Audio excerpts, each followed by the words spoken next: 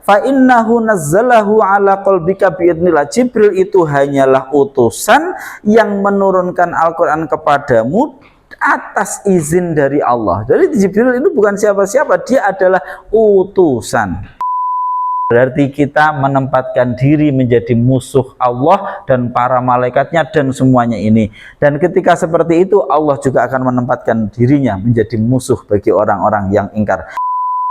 Assalamualaikum warahmatullahi wabarakatuh. Sobat Fuadi rahimakumullah. Alhamdulillah kita berjumpa kembali di channel Ngaji Fuadi. Kali ini kita akan mengkaji pada program Bandewan Ayah ini ayat ke-98 dari surat Al-Baqarah. Tapi sebelumnya kembali saya ingatkan Sobat Fuadi yang belum memiliki mushaf Quran Nahwu Al-Fuadi, untuk sampai saat ini masih satu-satunya mushaf yang membahas detail terkait nahwu per ayat berikut terjemahan per katanya.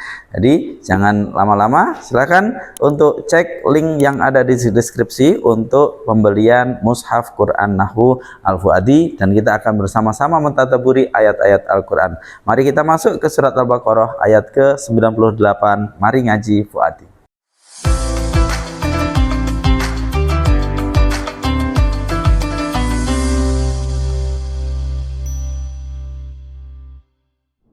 A'udzu billahi minasyaitonir rajim. Bismillahirrahmanirrahim. Man kana aduwwan lillahi wa malaikatihi wa rusulihi wa jibril wa mikala fa innallaha aduwwul lil kafirin. Man, bahwa barang siapa, ini mubtada dan dia berupa shin, ini maknanya maksudnya adalah isim syarat. Jadi man itu kita nanti akan ketemu dengan man macam-macam, ada isim mausul, ada isim syarat, ya ada isim istifham. Kalau kita sudah tandai ada shin seperti ini, berarti mannya ini adalah isim syarat yang nanti akan ada jawabnya di belakang. Man, bahwa barang siapa adalah kana, ada siapa dia, man, barang siapa kok dia adalah aduan menjadi musuh lillahi bagi Allah.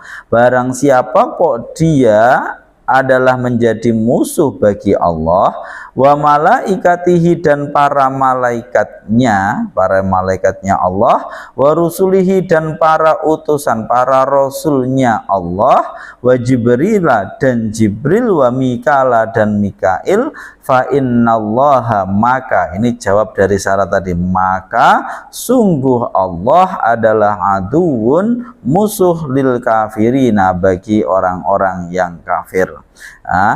Barang siapa kok dia ya adalah menjadi musuh bagi Allah dan para malaikatnya dan para rasulnya dan Jibril dan Mikail, maka sungguh Allah adalah musuh bagi orang-orang yang kafir. Baik, kita akan bahas ayat ini seperti biasa, kata demi kata terlebih dahulu, kemudian kita tadabburi dan kita ambil pesannya apa. Baik, kita lanjutkan. Baik, ini adalah kelanjutan dari ayat yang kemarin, ayat 97 dilanjutkan dengan man, bahwa barang siapa. Ini kalimat isim, hukumnya adalah mabni. Mengapa? Karena ini bukan isim biasa, ini adalah isim syarat, ya. Saya jelaskan di dalam terkait dengan materi nahwu bahwasanya dhamir isyarah mausul dan istifham syarat dan isim fi'il. Isim syarat itu adalah termasuk isim-isim yang mabni. Di sini mabninya mabni sukun, kedudukannya dia sebagai mubtada. Mubtada i'rabnya tentu adalah rofa. Rofa'nya kalimat yang mabni hanya dalam mahal. Barang siapa, siapa saja, ya. Syaratnya apa? Kana, adalah kana, ada siapa dia, ya. Kana ini ingat dia adalah fi'il madhi, hukumnya mabni, mabninya mabni fathah karena tidak bersambung dhamir rafa' mutaharrik maupun wawu jamak. Perhatikan, tapi dia isim, tapi dia fi'il madhi yang nakis, ya. Fi'il madhi yang fi'il madhinya itu nakis, sehingga nanti dia membutuhkan yaitu isim kana dan khobarnya kana. Ingat, isimnya kana i'rabnya adalah rofa seperti fa'il, khobarnya kana i'rabnya adalah nasab, diposisikan seperti maf'ul. Baik, lah isimnya kana di sini apa? Man, bahwa barang siapa adalah kana, ada siapa dia. Jadi kana menyimpan domir huwa yang kembali kepada man. Inilah yang menjadi isimnya kana, ya, domir mustatir. Di dalam mushaf Al-Fuadi kita tulis di situ ada isimnya kana yang maknanya dia, ya, kembali kepada lafadz man. Kemudian khobarnya kana mana? Lafadz aduan setelahnya itu adalah menjadi khobarnya kana yang i'rabnya nasab, nasabnya ditandai dengan fathah karena isim mufrad. Sudah selesai. Aduan ini adalah khobarnya kana. Maka keseluruhan kana aduan ini berarti adalah suatu jumlah. Ya, ada kana, ada isimnya huwa yang tersimpan, ada aduan khobarnya. Keseluruhan jumlah ini berkedudukan sebagai khobar dari mubtada yang ini. Sehingga cara membacanya, perhatikan, man, bahwa barang siapa adalah, ini khobar, adalah kana, ada siapa dia, adalah aduan musuh. Jadi khobar kita baca adalah aduan musuh. Musuh bagi siapa? Lillahi, bagi Allah. Baik, kita lanjutkan. Maka na'adwa lillah, barang siapa adalah kok dia musuh lillahi, bagi Allah. Barang siapa menempatkan dirinya sebagai musuh dari Allah. Perhatikan penggunaan kata kana. Karena tadi sudah kita sampaikan ini adalah fi'il madhi. Fi'il madhi hukumnya adalah lampau, telah. Berarti barang siapa kok dia telah menempatkan dirinya sebagai musuh bagi Allah. Nah, seperti itu kurang lebih kalau kita satu persatu maknanya. Lillahi, bagi Allah. Susunan apa? Susunan jar plus majrurnya, ya, jar dan majrurnya. Lafadz Allah di sini kedudukannya sebagai majrur, i'rabnya jar, tanda jarnya dengan kasrah karena isim mufrad. Wa malaikatihi, sudah selesai. Barang siapa kok dia telah menempatkan dirinya sebagai musuh bagi Allah. Wa malaikatihi, dan para malaikatnya. Wawu ini disebut sebagai huruf ataf. Huruf ataf hukumnya tentu adalah mabni. Kemudian berarti kalimat setelahnya ini adalah kalimat isim, hukumnya mu'rab. Ini kita harus ingat selalu. Tentukan terlebih dahulu kategori biar kita tidak bingung. Kategorinya apa? Kategori ingat dilihat dari maknanya. Malaikah, para malaikat. Ingat ada perbedaan istilah di dalam bahasa Arab dan bahasa Indonesia. Dalam bahasa Indonesia malaikat itu dianggapnya satu. Malaikat itu berarti satu. Kalau banyak para malaikat. Sebenarnya dalam bahasa Arab malaikat ini sudah bentuk jamak, jamak taksir. Kalau satu malakun. Jadi kalau satu itu malakun. Ini malaikat satu. Tapi kalau malaikatnya banyak malaikah. Tapi di Indonesia malaikah itu konotasinya satu.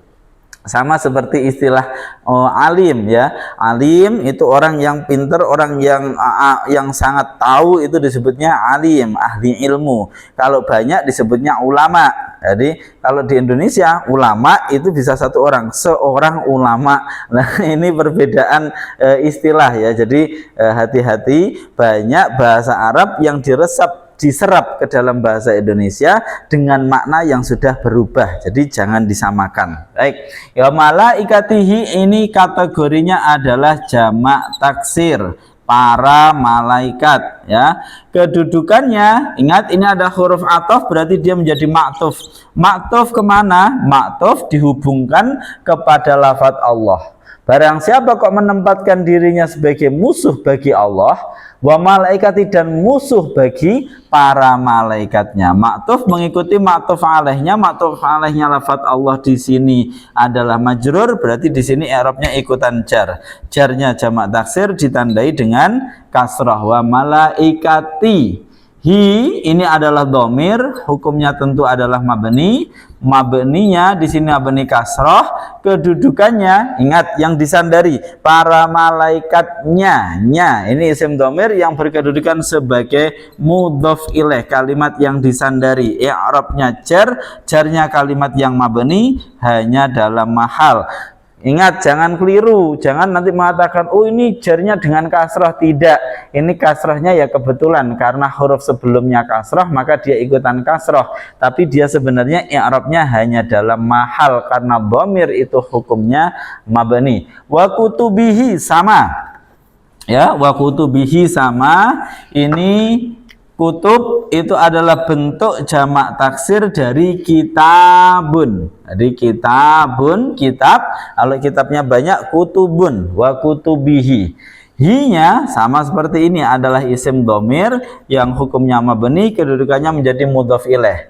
Termasuk sama juga warusulihi, wawunya adalah huruf ataf. Rusul itu juga sama, adalah bentuk jamak taksir dari rasulun. Rasulun bentuk jamak taksirnya rusulun, ya. Terus kemudian hi-nya ini adalah sama sebagai sebagai domir. Hi-nya sebagai domir yang hukumnya mabni, kedudukan sebagai mudhof ilaih, i'rabnya jar, jarnya hanya dalam mahal. Lanjutannya secara spesifik dalam konteks ayat sebelumnya, orang-orang Yahudi menyatakan mereka bermusuhan dengan Jibril. Maka di sini Allah menyebut secara khusus wa Jibrila, dan Jibril. Wawu huruf ataf seperti tadi, berarti Jibril ini adalah kalimat isim, hukumnya mu'rab. Kategori dia sebenarnya adalah isim mufrad, tapi dia isim mufrad yang merupakan nama, ya, alam, nama. Kita ulangi lagi, kemarin sudah kita sampaikan, nama sekaligus non Arab, ajam atau non-Arab. Setiap nama non-Arab terdiri lebih dari 3 huruf, dia diposisikan sebagai isim yang ghairu munsharif, isim yang tidak boleh ditanwin, dan ketika jar, jarnya ditandai dengan fathah. Maka di sini dia menjadi maktuf kepada lafadz yang di depan yang majrur itu, maka berarti di sini dia jarnya isim ghairu munsharif ditandai dengan fathah. Maka di sini yang sering saya sampaikan, jangan langsung fokus kepada lafadz kalau memang belum punya refleks yang baik. Ini kalau orang langsung menuju ke lafadznya wa Jibrila dikirain nasab. Ingat, fathah bukan hanya tanda i'rab nasab. Jadi agar tidak keliru, cari tahu terlebih dahulu kategorinya apa, ya. Karena di sini kategorinya adalah ghairu munsharif, dan i'rabnya dari mana? I'rab itu jangan fokus ke sini. I'rabnya itu kita ketahui dari kedudukannya maktuf kepada lafadz yang majrur, berarti dia harus jar juga. Nah, jarnya ditandai dengan fathah karena dia isim ghairu munsharif. Begitu pula lafadz wa Mikala juga sama, isim ghairu munsharif. Jibril dan Mikail ini Mikala ini sama, dia adalah disebut maknanya yang paling masyhur adalah maknanya Abdullah, sama. Jadi Jibril ya, sama il itu adalah maknanya ini abdun, il itu adalah lafadz Allah, nama Allah juga, maka Abdullah maknanya. Mikail juga sama, Abdullah tapi di tasghir. Jadi kalau Jibril sama dengan Abdullah, kalau Mikala itu sama dengan Ubaidullah, ya. Seperti itu dalam bahasa Arab menurut beberapa riwayat. Baik, kita lanjutkan. Jibril wa Mikala, walhasil ini adalah nama panglima dari para malaikat. Baik, wa Jibril wa Mikala. Barang siapa kok dia telah menempatkan dirinya sebagai musuh bagi Allah dan para malaikat Allah dan kitab-kitab Allah dan para rasul Allah dan Jibril dan Mikail, ya, fa innallaha, maka sungguh Allah. Ini jawabnya, fa innallaha aduwwun lil kafirin. Fa innallaha, maka sungguh Allah adalah aduun, musuh, lil kafirina, bagi orang-orang yang kufur. Fa ini adalah fa jawab untuk menghubungkan jumlah innallaha aduun lil kafirin dengan syarat yang ada di depan man. Dia harus dihubungkan dengan fa jawab di sini, fa robitoh lil jawab, fa yang dipakai untuk menghubungkan jawab dengan syaratnya. Nah, ini kapan-kapan nanti kita bahas secara khusus terkait dengan kapan harus ada fa, kapan harus tidak di dalam sebuah jawab syarat. Kita lanjut. Inna, fa ini kalimat huruf, hukumnya mabni. Inna juga kalimat huruf, hukumnya mabni. Lafaz Allah, ingat untuk kalimat inna ini huruf yang maknanya taukid. Berarti di sini ada penguatan, maka sungguh Allah, ini ada penguatan ya. Di sini inna juga punya amal ya, punya amal. Dia di situ inna harus punya isim, harus punya khobar ya, harus punya khobar. Khobarnya inna, isimnya inna i'rabnya harus nasab, khobarnya inna i'rabnya harus rofa, tangsibul isma wa tarfa'ul khobar. Maka lafaz Allah di sini berposisi sebagai isimnya inna yang nasab, tanda nasabnya dengan fathah. Lafaz aduun berposisi sebagai khobarnya inna yang i'rabnya harus rofa, rofanya dengan dhammah karena isim mufrad. Selesai. Lil kafirina adalah susunan jar dan majrurnya. Lafaz li di sini adalah huruf jar, al kafirina majrur, tanda jarnya dengan ya karena jamak mudzakkar salim. Baik, selesai sudah, kita kupas satu persatu i'rabnya. Sekarang kita masuk ke maknanya. Saya ulangi lagi, tadi sudah kita sampaikan berulang-ulang. Barang siapa, kok dia, ini isimnya inna, kok dia telah menempatkan dirinya sebagai musuh bagi Allah dan para malaikatnya dan kitab-kitabnya dan para utusannya dan Jibril dan Mikail, maka sungguh Allah adalah musuh bagi orang-orang yang kafir. Baik, perhatikan logika yang sedang dibangun oleh Al-Quran. Ketika kemarin orang-orang Yahudi sudah kami ceritakan, menanyakan pada Rasulullah tentang beberapa hal yang harusnya itu menggaransi bahwa Muhammad adalah Rasulullah. Di akhir mereka menanyakan, lalu walimu siapa Muhammad? Yang selalu menemanimu, pihak yang dekat denganmu, yang memberimu wahyu, yang mengantarkan wahyu kepadamu siapa? Rasulullah menjawab, itu adalah Jibril. Jibril adalah wali, dia adalah yang dekat dengan dan dia adalah yang mengantarkan wahyu kepadaku. Kemudian orang-orang Yahudi mengatakan, ya ini yang kami nggak sepakat. Kalau saja yang temanmu, teman dekatmu itu bukan Jibril, kalau saja teman dekatmu itu adalah Mikail, Jibril ini kami musuhan sama Jibril. Nah, mereka mengatakan seperti itu, kami ini musuhan, Jibril itu musuh kami. Nah, karena kamu mengatakan teman dekatmu Jibril, ya sudah, berarti saya nggak bisa iman sama kamu. Nah, ini yang kemudian Allah bangun logika. Lu Jibril itu siapa? Di ayat sebelumnya kemarin, ya. Fa innahu nazzalahu ala qalbika biidznillah. Jibril itu hanyalah utusan yang menurunkan Al-Quran kepadamu atas izin dari Allah. Jadi Jibril itu bukan siapa-siapa, dia adalah utusan. Ya, bukan orang yang datang dengan sendirinya, tidak, dia hanya utusan dari Allah. Berarti kalau mengingkari bermusuhan kepada Jibril, mengingkari keberadaan Jibril sebagai utusan, berarti mengingkari yang mengutus. Bermusuhan kepada Jibril sebagai utusan berarti bermusuhan juga dengan Allah yang mengutus. Ini yang sedang dibangun logikanya oleh Allah. Bah, kalau kamu seperti itu berarti kamu menempatkan dirimu menjadi musuh bagi Allah. Kalau kamu menjadi musuh bagi Allah berarti kamu juga menjadi musuh atas para malaikatnya, musuh terhadap kitab-kitabnya, musuh terhadap rasul-rasulnya. Karena itu semua satu paket. Ya, kamu musuhi utusannya berarti musuhan sama Allah. Musuhan sama Allah ya musuhan kepada semuanya. Nah, seperti itu, ini logika yang dibangun.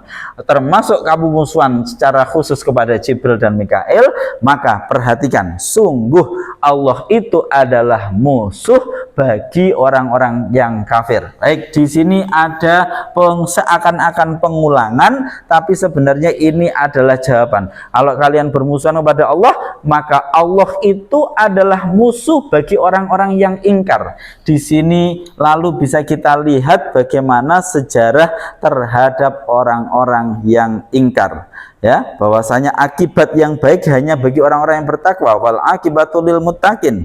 Ya, tapi kalau orang-orang yang kafir, walil kafirin adzabum muhin. Orang-orang yang kafir itu akan mendapati azab yang sangat menghinakan sekali. Ya, ini adalah orang-orang yang kafir. Maka perhatikan, kalau kalian masuk menempatkan diri sebagai musuh ini, berarti kalian adalah orang-orang yang ingkar. Berarti kalian adalah musuh bagi Allah. Yang kedua, berarti ayat sebelumnya, ini untuk menjadi jawaban, kemarin ada seorang sahabat yang kemudian berkomentar, apa sih yang bisa dibanggakan dari seorang muslim? Ya, betapa orang Yahudi itu luar biasa sekali, bisa ini dan itu, membuat pesawat dan segala macam. Nah, perhatikan, yang membuat orang-orang Yahudi itu kemudian dilaknat oleh Allah itu bukan apa-apa, tapi pengingkaran mereka. Ya, pengingkaran mereka. Maka di sini ayat ini menyebut fa innallaha aduwwul lil kafirin. Artinya tidak hanya Yahudi. Kalau kalian memiliki perilaku sama dengan perilaku orang-orang Yahudi, yaitu orang-orang yang ingkar terhadap segala macam tanda-tanda yang telah Allah berikan di alam raya ini, tidak tunduk kepada perintah-perintah ataupun larangan-larangan Allah, maka Allah akan memposisikan dirinya menjadi musuh bagimu. Sebenarnya ini sudah terlalu besar. Maksudnya seperti ini, siapalah kita? Ya, siapalah kita? Allah itu adalah fatirus samawati wal ard.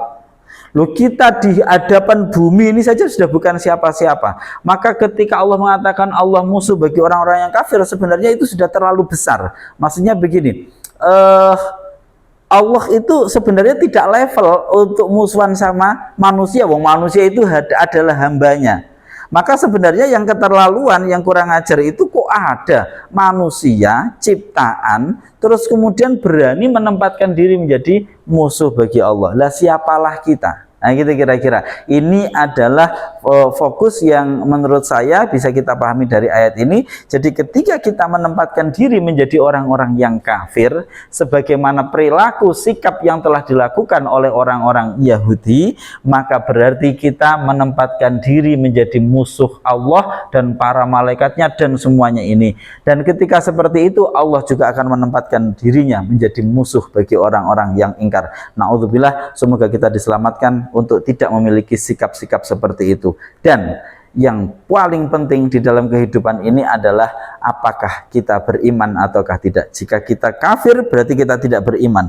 Dan ketika kita sudah tidak beriman, tidak ada satupun yang bisa dibanggakan. Ya, meskipun yang disampaikan ini telah membuat pesawat lah, apapun karya yang dibuat di muka bumi ini, itu tidak ada harganya jika seseorang tidak beriman kepada Allah dan ingkar atas ayat-ayatnya. Demikian kajian kita. Mohon maaf jika ada kurang lebihnya. Assalamualaikum warahmatullahi wabarakatuh.